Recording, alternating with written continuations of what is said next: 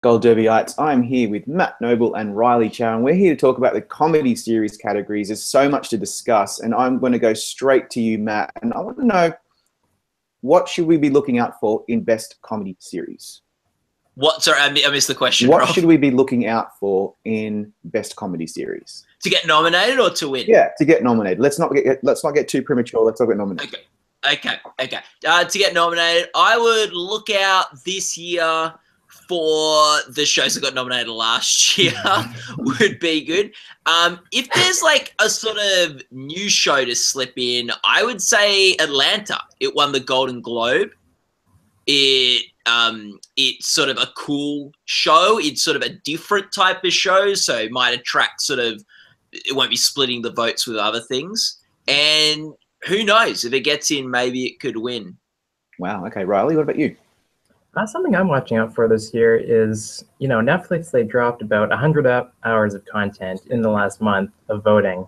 So is that going to have any effect on nominations? I mean, a few years ago, they dropped Arrested Development Season 4 on May 26th, which is, in the last week of voting, or last week of eligibility. And it didn't really get a lot of nominations. And at the time, we thought, okay, it's because, this season wasn't as good. But then at the end of the year, when the guilds came around, which is a lot of the same voters, it actually picked up, several nominations and seemed like it would have gotten a comedy series nomination at the Emmys if there had been more time. So shows like Master of None, Unbreakable Kimmy Schmidt that weren't wholly embraced previously, is this bad for them that voters might not have seen them? Yeah, that's a very good point. Yeah. I'm just thinking of Netflix. I've actually been thinking, because I've had Veep in my #1 spot for a very long time, and it's probably going to stay there for a while yet. I think Master of None, personally, was the best comedy series of the year, and I'm thinking that it could win. But I know that's really premature. I hate talking about winners now because we haven't even got nominations yet. But do you both think that Master of None is going to improve from its nominations, or it's going to remain about static from where it was last time? Either of you. Riley? Okay. I think it'll be pretty static. I mean, I have it picking up, a cinematography nomination and losing a directing nomination. Yeah, but Really? it just depends. Like I said, have people seen it? The first season, even though it did get those key nominations, lead actor, writing, directing, that was actually all it got. It didn't get anything below the line, and it also wasn't embraced by any of the guilds, with the exception of the Music Supervision Guild. So, but that's also a thing where I'm not sure if it just came out too late in its year, because it did come out in November, and it's not. It wasn't a huge thing at the start. So it's not quite fair to assess it that way. But yeah, I think it's just too small and came out too late. So I'm not expecting dramatic improvement. Mm-hmm. Yeah, the interesting thing with Master of None and Unbreakable Kimmy Schmidt is that they both came out in the last month of voting. They both came out at very similar release date, as did House of Cards. Netflix clearly have dropped these 3 series, so people are still talking about them while Emmy voting is happening. And like it's been, yeah, here's Charles. And I was very surprised. Like I was, it's been quite annoying for me and my sister, who like watching Master of None and Unbreakable Kimmy Schmidt together, to have them both drop so closely. But for Emmy voters, I think that's going to be quite good, especially if they get nominated in sort of being more in the conversation for the win. And I think of the 2, Master of None has the best buzz. So Yeah. I would say that it's got a shot. We need to, if it got some more acting nominations, you'd say, oh boy, it's really on the rise. But I think like it's sort of, for that kind of show, Rob did sort of as well as you could hope for with nominations last year by getting writing, directing, lead actor, and series. Yeah. But if it pops up with a supporting acting nomination or a couple of guests or something, and then, as Riley said, a cinematography you would expect this year. So I'd say slightly better this year. It'll probably get 1 or 2 more nominations.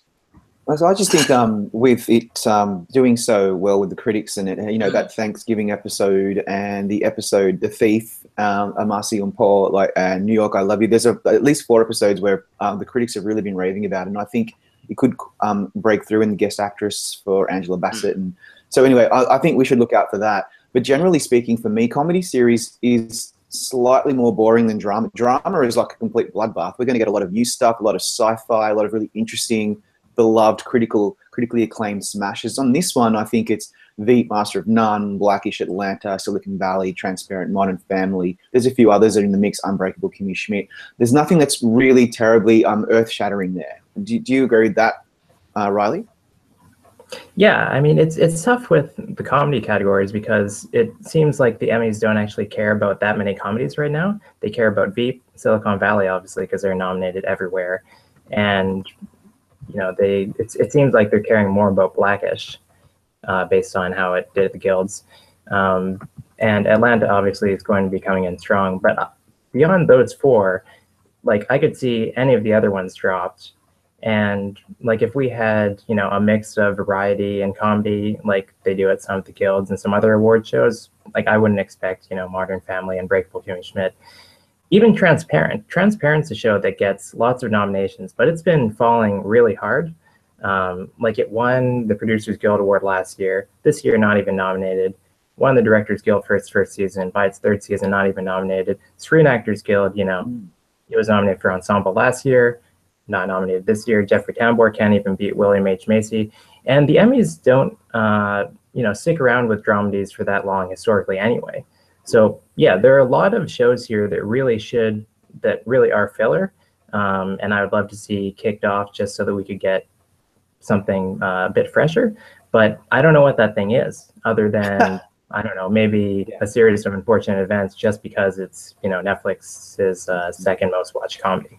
I'd love to see Catastrophe in there, and Insecure, and Grace and Frankie, and Santa Clarita Diet. There's a lot of really cool stuff. Charlie, I'm not sure if you're with us or not. I can see that you're making out with the Emmy, but I can't quite work out whether he's with us. So I can see his video. Can you see me? Oh, okay, great. Sorry, you were frozen for me, and I wasn't sure if you were there. Welcome, Charlie. Charles Bright is also with us, everybody. Great to see you in the chat, Charles. Let's go to you now and talk about what do you think we should be watching out for in comedy series. Well, there's something I wanted to build on with what Riley said there about how they don't stick with dramedies that long. And that is true, but the main thing about that is that we've seen the quality decline with those as well. You know, Desperate Housewives and Ugly Betty and so many of those others. You know, after the 2nd season, the quality declines. The quality did not decline for Transparent. And I think that's probably one of the things that's going to help it with the Emmys this year. And the fact that it just feels like more of a prestige show, so they'll feel compelled to nominate it, most likely. I also I heard Chris a couple days ago saying that he's not predicting Modern Family right now to be nominated. I predicted that a couple months ago, so I just wanted to lay credit to that, lest you think I become a humble human being. No. Yeah, I think it's just it's on the winning side. I think there is more suspense, like with what you were with what you were saying earlier. But with regard to the nominations, it's pretty solid. It seems what's going to happen there. Yeah, that's true. Let's move over to the actors and actresses because we are kind of running out of time. And we'll go to the actresses first. It looks like, once again, that this is for Julia Louis-Dreyfus to lose. Matt Noble's good buddy. But I was just thinking that if we put Julia aside for a sec, because obviously she is almost in a league of her own in terms of how the Emmy voters just absolutely adore her. Who is most likely to be challenging her at this point? I'm going to straight to you first, Matt, because obviously with your deep connection with Julia. Yeah. Look, I think this probably, and I've said this the last couple of years, but I think it's still true. This is probably Julia is the most vulnerable this year that she's ever been. And I think every year that she keeps on winning, the next year she probably gets a little bit more vulnerable just because, well, will they think that 4 is enough? Will they think the 5 is enough? Will they think that 6 is enough? So I do think that there is a chance she can lose this year. That being said, I agree with you. I think she is the front runner. I would not be surprised if she won again. I think she deserves to win again. So I have no qualms with the Emmys if she does win again. But I do think that she is vulnerable. And I think there are 2 people who have a good chance of, or at least a decent chance of outgunning her and giving her a run for her money. And there's Allison Janney, who is also an Emmy beloved. This character has already won twice. We saw her from The West Wing win twice in supporting and go through to win lead. It's a broad comedic performance that does well in this category. So I think that that's got a good chance. And I also think Tracy Ellis Ross from Blackish, because that show could be award this year. Again, it's from sort of a broad comedy that does well in this category. She won the Golden Globe. Not that that necessarily counts so much, but it's given a bit of buzz and a bit of conversation. She seems like a viable winner now. Yeah. And I think the sort of social sensibilities and context of Blackish in 2017 is quite relevant and could be appealing for voters. So I think she's got two key competitors, and I think I would not be shocked to see any of those three people win. Riley? I agree that in theory she gets a little more vulnerable every single year, but I disagree that she's vulnerable to those two. And I think that's the problem, is that we can never find a consensus, alternative, except maybe Amy Schumer, but that came and went. I would say she's most vulnerable to Phoebe Waller-Bridge from Fleabag. Now, obviously, she might not be nominated at all, but she is giving a performance that people are passionate about. I don't think people are passionate about Tracy Ellis Ross. I think that Allison Janney has just been getting in through her name, since the voters obviously don't care about Mom. Phoebe Waller-Bridge, she has won the BAFTA, and the reason I have her in my predictions is because Fleabag is Amazon's main push this year on the comedy side. Like in other materials, it's listed ahead of Transparent. And that's one of the things we always wonder about, is there a correlation between, the dollars that you spend on campaigns? Is there a correlation between ratings, drops, and all that kind of stuff at the Emmys? It's just one of those perennial questions. So it's being put to the test this year, I think, with Fleabag as their main push. So if she gets in, I think that she could, get that kind of passion that Tatiana Maslany, Rami Malek, and all those other people that we saw last year win under this new system. I'd love to see that. Charlie, what do you think about the actresses? I think it's. I think there's some interesting variables that could happen there.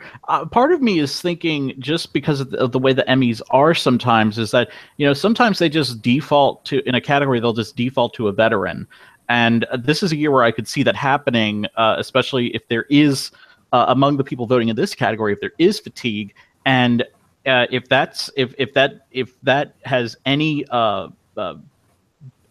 basis in fact, then Lily Tomlin might be looking like a very interesting competitor for Grace and Frankie. Yeah. Okay, Matt, go ahead. That wouldn't surprise. I think Lily Tomlin, you can never sort of completely count her out, because she is so respected. Did she win a Lifetime Achievement Award in the past year or two as well? SAG. So she's sort of at the forefront of people's minds, and I can see Lily Tomlin sort of winning in a bit of a. It would be a bit of a surprise if she won. I think it'd be a bit of Lily Tomlin, a bit of a. She's a valid dark horse contender who's pretty good in the show too. I disagree with you, Riley, though, that Allison Janney's been getting in or winning on name. This is the type of performance. She's playing an alcoholic. She's in a broad comedy. We see broad comedies do very well in the acting categories at the Emmys, from sort of John Cryer to Melissa McCarthy. I just think this is the type of performance they like awarding at the Emmys, as well as it being Allison Janney. Yeah, true. But I mean, to be fair, Mom, I have to say it in America, doesn't do well anywhere else. But so I think you both have valid arguments for Allison.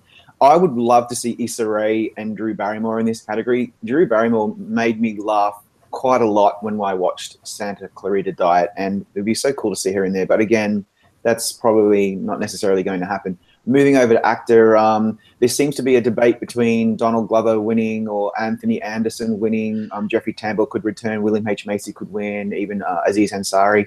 I don't know who else is really going to break through, though. In terms of just nominations, do any of you have someone in mind that you think we really need to be taking seriously? I'm going to you first, Charlie. I don't have him in right now, but I need to put him in as Hank Azaria, and we've been saying this, and because I'm such a humble person, I wrote those articles. I did the interview with Hank, and I wrote the article about Brockmire. That no one was talking about it. I was like, hey, I like this. Can I write an article about it? And I had. He's getting some real traction with critics, and they do just like Hank Azaria. And, for some of these past nominees that could be on the fringe, someone like Thomas Middleditch or William H. Macy, hell, I'm even thinking Aziz Ansari possibly. It could be very easy for Hank to just slip in there. And if he is, he's going to be one to watch. Matt? Look, I do think, Brockmire's a good show, and I do think that Hank Azaria, the Emmys like him. We often see him pop up in guest acting categories. He's done very well in the voiceover category. That's a slightly different kettle of fish than what we're looking at now. But, so he's an Emmy favorite, so him popping up would be a huge shock. I would say, look, Ted Danson from The Good Place. Ted Danson also an Emmy veteran and favorite. We've seen him not nominated for a few things in the past. So, I guess he never got nominated for CSI. That's rolling. Not a huge thing. But so look, we saw him got in for Damages and things like that. I could see Ted Danson also being the kind of name that this is sort of an interesting category. It's sort of like it seems quite full when you're making your predictions. But there's quite a few names that you could sort of see maybe missing out too that you're putting in your list. Silicon Valley's done sort of better with nominations every year. Thomas Middleditch is you got in last year. You'd expect him to get back in this year. I think Silicon Valley's had a good year and all that sort of thing. There's no reason to take him out. But he didn't get nominated for the first couple of seasons from the show. There's you could sort of see him not getting in as well. William H. Macy just gets in every year. He's so respected and loved. And so you don't see him missing out. But if he missed out, you wouldn't be shocked. Shameless has not done well in any other categories other than Guest Actress at the Emmys. And Donald Glover from Atlanta, he's won the Globe. That show's expected to get in a comedy series. You can't see him missing out. But then again, it's an untested show. If that show just doesn't strike a chord with Emmy voters at all, he's out. So there's a lot of people that What, sorry? Did he get a SAG nomination? Did Donald Glover get a SAG nomination? No. Okay. Which is there's supporting in SAG as well and things. There's a lot of people here that I don't really see missing out, but they very well could. Yeah. And if they do, if one or two of them does, who are the names on the list that could sneak in? And I think your Hank Azaria, your Ted Danson. Does Jim Parsons sneak back there? Perhaps. And then you got people. What about Zach Galifianakis from Baskets? Louis Anderson won last year. I'm sure there'll be people ticking Zach Galifianakis' name on their ballots. Good. That's the kind of, I think, that you're gonna see if there's someone sneaks into this category, it's gonna be a sort of somewhat of a surprise because there's no one on the cusp that is oh yeah, they'll probably break you're right. And that reminds me. That's one that you're gonna hear that's one where you're gonna hear the press audibly gasp when the name is announced. True. Riley, what do you think about actor before we move on to the supportings? Yeah, there are a couple more people that I want to mention who are possible, which are Neil Patrick Harris for Series of Unfortunate Events, and also Will Forte for Last Man on Earth. Nobody's predicting him, but he is, he has been nominated for both seasons. I think, it's not just us who have forgotten about that show, though. Fox, they send out their DVDs every year. They include about, 10, 12 shows. And this year they didn't include Last Man on Earth, which was a strange decision, I thought. Yeah. So if you're an Emmy voter, your only way to watch it was if you went to the Fox website. You didn't actually get any DVDs. Hank Azaria is interesting because he is beloved. He does get nominated for tons of things. But I think it is worth noting that he's not nominated for everything. He wasn't nominated in supporting for Ray Donovan 2 years ago. And in theory, supporting should be an easier nomination for a name check than lead. although it is on the comedy side. And then Aziz Ansari, I think he's another one that could miss out, just kind of those ones that we're all expecting, but, not too surprising. I mean, one person I want to draw is with New Girl a few years ago. So that show came out, got lead actress, supporting actor, title design, directing. It seemed like, this big thing, it was going to be a big thing at the Emmys. And then the second season was way more acclaimed than the first season, got all these TCA nominations, that kind of stuff. But it wasn't as widely seen, and then it just got dropped entirely. So that's what I'm worried about with Master of None. Like it does have more critical acclaim this season, and it has a good base from last year. But did anybody see it? Maybe not. Yeah, that's interesting. I think I don't know, Riley, though. Like, I feel like the cachet of Master of None is higher than New Girl was, and also it won writing last year. It did. I'll be very disappointed if that happens, because I think it was the best. And I just want go ahead. Can I throw in two more names? Please. Sort of like left field people. Please. Bill Hader documentary now, and Fred Armisen Portlandia. Bill Hader always did very well in the supporting role for in the supporting category for Saturday Night Live. He is someone very respected in sort of comedy circles, and documentary now made it into Best Sketch Series last year. And Fred Armisen has been nominated for Portlandia in the supporting race. In some ways, the lead race is less crowded, and he's got maybe an easier path to get in there. And Portlandia was getting nominations in writing and acting and the acting category for Fred before they even had a variety sketch series category. So that's sort of a show that the Academy's been fond of for quite a few years now. I think of all the sketch performers never get in, their first year, like Kate McKinnon, Bill Hader, even Fred Armisen. It always takes a few years for the Academy to find them. I think of all the categories where we might see a left fielder, it's this one, comedy actor. For some reason, I've just got this feeling, which is why I'm going to name drop Greg Pola, which I know it seems crazy to some people, but he's doing beautiful work on You, Me, Her. And so I'm just putting him in there because I think there's going to be someone like Bill Hader in documentary now, for example. That's a good call, Matt, where we're going to see something that no one was really thinking that was going to happen. Moving on to supporting actress, that's Kate McKinnon for me versus Judith Light. But I want to go to Charlie. You're a Transparent fan. Do you think Judith Light could actually maybe take this one away from Kate? Yes, absolutely. I mean, especially with the new system that allowed Kate to finally be the one that prevailed in the supporting races. I mean, I think she does have, of course, she does have relevancy. And I'm talking about Kate. She has relevancy, and she has the fact that she's that she is a star right now. She is a star in that kind of star where even if the movie is an incredibly bad piece of crap, she still shines in it. Yeah. She's at this place right now, and it's very easy to see her possibly winning this again. But Judith Light was so great and Transparent, and if Amazon was she has a stellar season this year, and if Amazon could launch a campaign about how she's never won a primetime Emmy, and she's only been nominated twice. If she were nominated this year, this would be only her third primetime Emmy nomination. I think it would be she would be a real threat. I still think Kate will win it, but and part of it is wishful thinking on my part. But I do think that Judith Light is probably the strongest threat, and it is a very strong threat. It is. And Riley, can you make an argument for Kate McKinnon not winning this? Because I can't really think of one apart from what Charlie's just said. If Leslie Jones and/or Cicely Strong get in, then there's some vote splitting. But otherwise, I think she's maybe the biggest lock of the night. I've got Leslie Jones in there, so that might not help her. So that's a good point. I think Leslie Jones is such a highlight from the season. Okay, so that's a good point. Last year, we were saying, can you see Alison Janney not winning this? And no one was saying Kate McKinnon was going to win this category.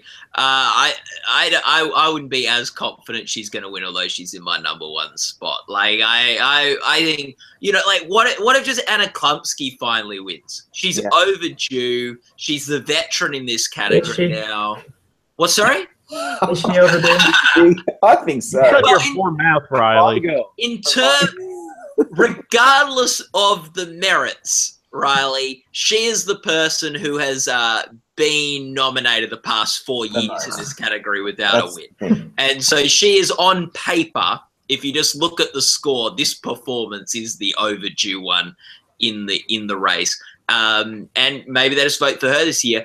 She doesn't really have a strong tape like she's had in previous seasons, Anna. This probably, you wouldn't say is her year, but you sometimes, especially in the supporting and the guest races, can get a head-scratching win. True. I think if anyone's overdue, it's Judith Light for Who's the Boss, but that's a whole other discussion. Well, I was actually going to bring up another person who you could characterize as being overdue. It depends on whether she gets nominated. Is Jane Krakowski? Yeah, that's fair. Never won for 30 Rock, and here she is, and she had a great year this year on Kimmy Schmidt. There's another one that fits that mold. Yeah. So I'm moving across to supporting actor because we're running out of time. And look, obviously, this is Alec Baldwin's To Lose. I don't want to talk about who's going to win. That's premature. Let's talk about nominations because I think for me, Louis Anderson gave the best performance in this category by far, and I love him and I want him to win again. That's a whole other thing. So I think we're going to see all of the same kind of nominees yet again. Alec Baldwin will come in, and I have a feeling that Jay Duplass might come in for Transparent. I just think he's so wonderful in that show.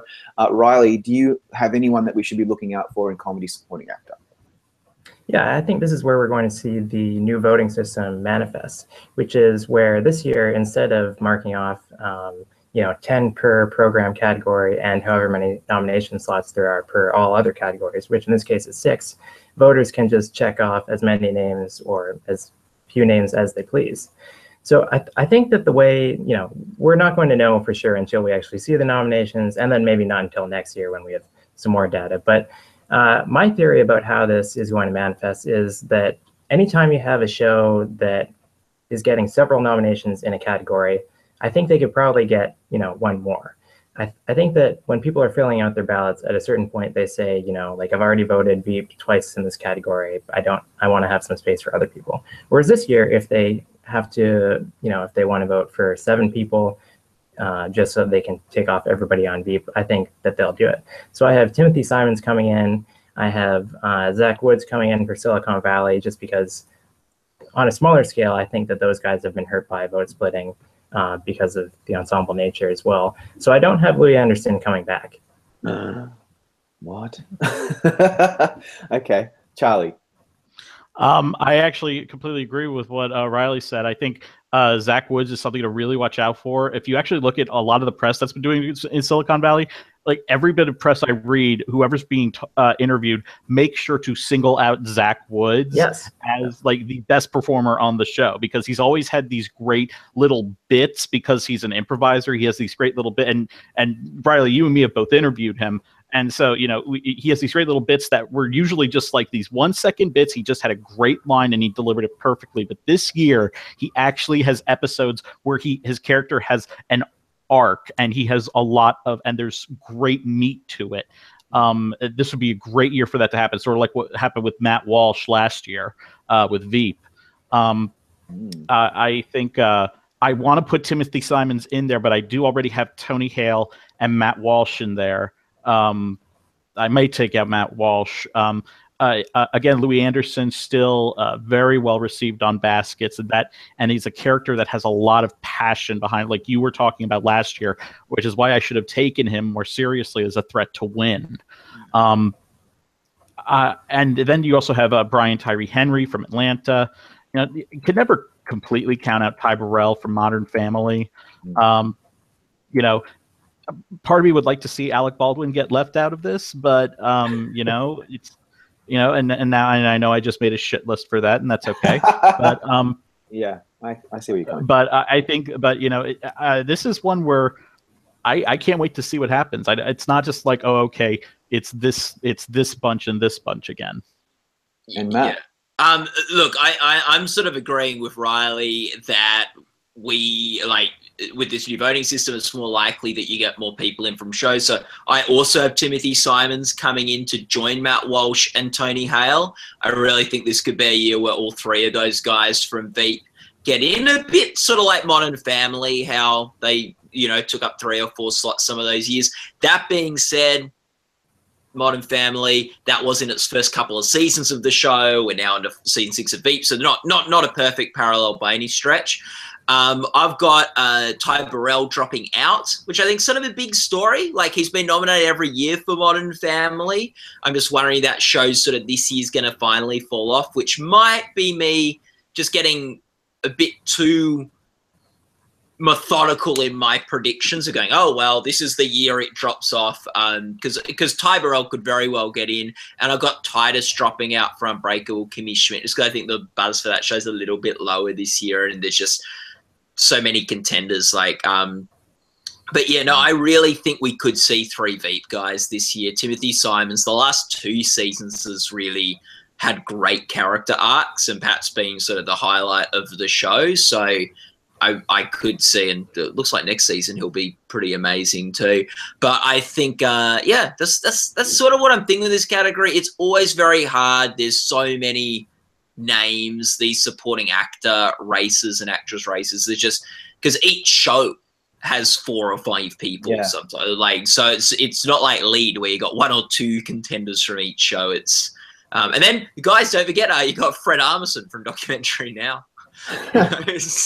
He could be in both. It's absolutely possible. Oh, he's submitted supporting? I think so, because I think they went, Bill Hader's gone lead for Documentary Now, and Fred Armisen's gone supporting for Documentary Now. So Fred Armisen's gone lead for Portlandia. So I think they've submitted really well with those. IFC have submitted really well with those sort of things. So sort of Documentary Now split between the 2 categories, so you don't have Bill and Fred splitting the vote there, and then Fred isn't competing against himself in either category as well. So I think that's been clever. And I think justifiable placements. Like, you could argue maybe Bill and Fred are equally, they should be in the same category for Documentary Now. But I don't mind. I think they're both sort of borderline enough. I wonder with the current voting system, like, how many years would we have seen all 4 Modern Family adult men make it in? There are years where we would see, Eric Stonestreet would fall out, or Ed O'Neill would fall out. It always seemed like whoever was missing was just barely missing, and probably because they didn't want to check it off so many times on their ballot. Yeah, that's true. Let's go with final thoughts before we head off. So, Riley, do you want to give us your final thought on these comedy races? At a certain point, Veep and Silicon Valley won't be able to get nearly every nomination in every non-acting category. So I'm wondering, is this the year that happens? Because, they're not after Game of Thrones anymore. They're after The Leftovers. So, not as many people are watching the shows. Veep, I think there's some consensus that this was, their worst, or maybe among their worst seasons. They're facing, new competition from Atlanta, which might topple it. So yeah, I'm curious to see if Veep and Silicon Valley start to fall off. But even if they don't, I won't take that as a sign that they're going to keep winning. Yeah. I do think it is interesting. You could say that this season of Veep is one of their weaker seasons, but you probably could have said that about Modern Family season 3 or season 4 or season 5. And you probably could have said that maybe 30 Rock's a bit like that. Only won 3 years, 30 Rock. So I guess fail. Yeah. So I do think it's something worth taking note of for Veep. Maybe they'll drop in nominations a little bit. Maybe they'll drop in writing but rise in supporting actor. Maybe it'll be whatever it does though. I would say the good thing for Veep, the good news for Veep, is there is not a clear alternate to win best supporting best series. And because of that, even if the season's a little weaker, the last 2 seasons were the best comedy series according to the Emmys. So if it's a little weaker, it still could be the best comedy series. And if there isn't a clear competitor, it could benefit from what Modern Family benefited from its 3rd, 4th, and 5th win. Charlie? I really can't think of anything else. I'm still just, part of me is very baffled on how solid everyone is sold on Atlanta. This is just, by all means, it's normally not an Emmy show, or at least based on the material and the makeup of it. You just normally wouldn't think that this is a show that the Emmys would just embrace the way every other thing has. But as we said before, every other group has, including the guilds. So it's I'm still trying to make sense of that, and part of me is really troubled about including it in certain categories, thinking that it just might fall out. But I don't even. Yeah, go on.